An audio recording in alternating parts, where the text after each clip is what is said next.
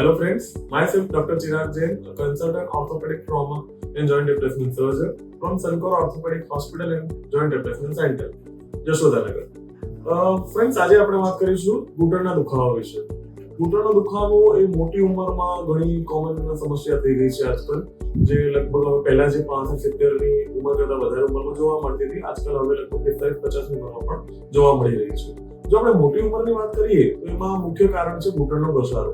ઉંમર જોડે લગભગ દરેક વ્યક્તિને આજકાલ ઘૂંટણનો ઘસારો બહુ ઝડપી થવા લાગ્યો છે. જે પહેલા 65-70 થી મોટી ઉંમર થતો તો આજકાલ હવે 45-50 ની ઉંમરે પણ હવે જોવા મળી રહ્યો છે. તો જો આપણે સામાન્ય તકેદારી આપણે શું રાખી શકાય કે જે ઘૂંટણનો ઘસારો મટાડી શકે, એનો દુખાવો મટાડી શકે, તો એના માટે થાય એટલું જમીન પર બેસવાનું ટાળવું જોઈએ, પલાઠી મારીને બેસવાનું ટાળવું જોઈએ, ઉઘડક પગે ન બેસવું જોઈએ, સીડી ચડોતર થાય એટલી ઓછી કરવી જોઈએ.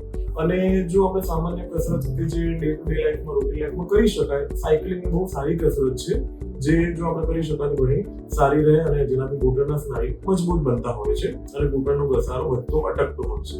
નાની ઉંમરમાં પણ આજકાલ ઘૂંટણના દુખાવો જોવા મળે છે, જેમાં ઘણા બધા કારણો હોય છે. વધુ માહિતી માટે તમે મને સંપર્ક કરી શકો છો Sankor orthopaedic hospital and joint replacement centre, Yashodanagar. Thank you.